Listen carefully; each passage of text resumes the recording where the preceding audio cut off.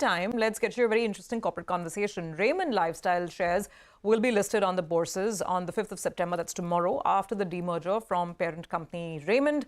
Our colleague Shilpa Ranipeta caught up with Raymond Lifestyle CEO Sunil Kataria and began by asking him about the listing and how the company sees growth prospects going ahead. Take a look.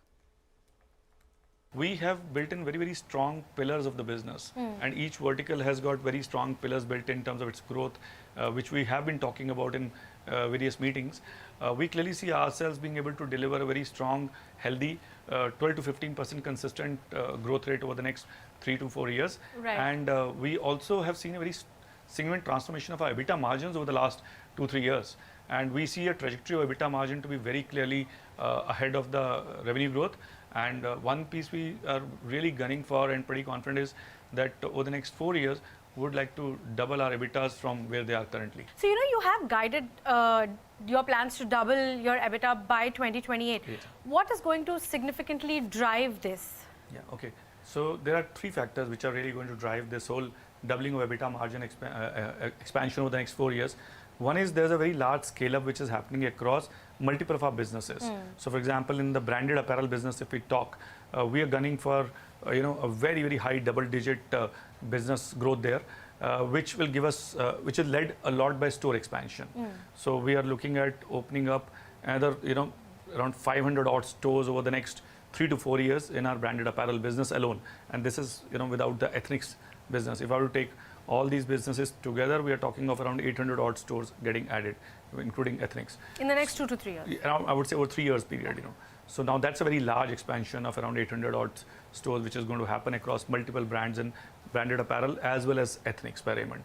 In our garmenting business, which is a B2B garmenting business where we are now the 3rd largest suit manufacturer in the world, we have built in a very strong vertically integrated play of supplying fabrics and being able to give high-end stitching of suits, trousers, jackets to some of the best global brands in the world. Now that again we are seeing a couple of really big tailwinds playing our way. Over the last 2.5 years, we've seen China Plus play out in a very favorable manner. Correct. And you've seen our business has done very well with a very high double-digit growths, and the EBITDA margins have transformed themselves. How much of a boost do you see from the Bangladesh, the boost that you're getting from there from a business point of view? Like, do you have a number to it in terms of how much your revenue? We are seeing a lot of, we are obviously seeing queries happening from our customers.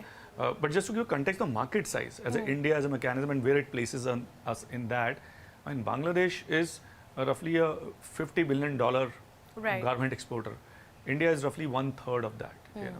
And even if, let's say, 10% of the business of Bangladesh shifts towards India, we are very well placed to participate in that shift.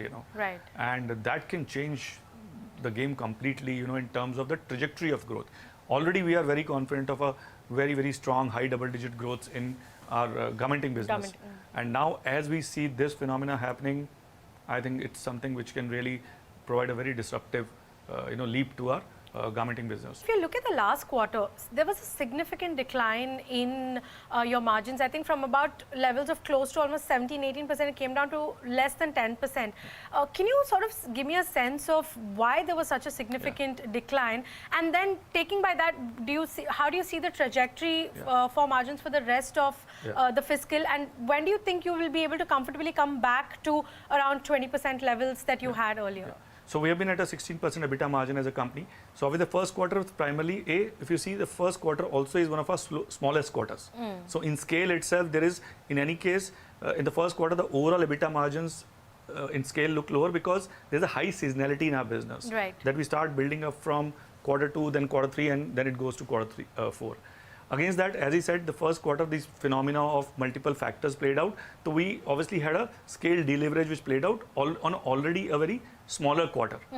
So that is, to my mind, a very clearly a one-off phenomena, And we are very confident that there is no structural change to our EBITDA profile. There is no structural change to any trajectory that we have been giving in terms of guidance. And we are very confident that we'll actually deliver the EBITDA margin that we have been giving a guidance for. By the end of this fiscal... Yeah, that we should be able to pull back. Right. You know, wedding you guided is going to be very good for you this time, given so many wedding dates are coming over the next 2 quarters. And you've also recently launched Ethnics by Raymond also. So I just want to understand, wedding business boost, revenue boost, how are you seeing that playing out for you? How much of a boost are you expecting from the entire wedding business? So as I said that, I mean, India wedding is a huge, humongous industry. If you just see, maybe just the men's apparel linked to wedding occasions, it's something like around 75,000 crore of industry. Obviously, a large part of it is unbranded in India still. Yeah. And we are the dominant wedding brand in the country. So I think the next 6 months, very clearly, I see that we'll have a very strong double-digit growth happening in our entire business, led by this wedding. Plus, we are doing a lot of initiatives actually to tap this wedding piece, which is something which we'll discuss. So the first and foremost is our expansion of the Ethnics by Raymond brand. We are at 120 odd stores right now, and we are going to cross 200 stores by the end of the year. So that's a pretty large expansion which is underway right now. And we have seen in this ready 2-year ethnic wear business, there's a huge indexation to when the weddings happen. So we are expecting right from maybe September and onwards, there's going to be a lot of queries, a lot of demand which is coming. What adjacent categories then are you going to look at going forward? We have launched a new brand called Sleeps by Raymond, which is just rolling out. And we have been able to crack a product which is top-end cotton with an exceptional affordable pricing. Right. And with this, what we feel we can do, that we can be the first branded player to reach across the country and really democratize the market.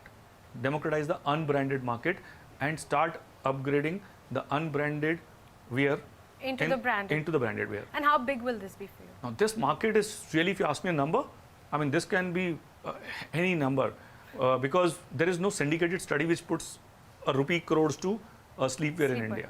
I mean, there are multiple figures. Some people talk of this being a 12,000 crore market. There's some studies I saw which could make it even bigger than that.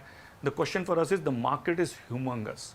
And what we need to do is we need to take even a small share of this conversion over the next 3 years. This business can be a multiplier for us. So very clearly what we're saying is this could be, this what we are targeting is a very large disruptive multiplier business for us. And that we want to be the first company to really democratize the unbranded sleepwear in this country. Right. Another place that we, along with it, which we saw and which we think is a very obvious adjacency for us is innerwear. Right. And while this market may be crowded, but we think we have a pretty reasonable right to win, given that we have a pretty young brand in Park Avenue. And what we are doing is we're going to launch a Park Avenue innerwear at a mass premium positioning with very, again, differentiated fabrics and styles, which we are looking at in a couple of months, coming in place. All right, so that is Raymond in focus as a lifestyle business is all set to make its debut tomorrow.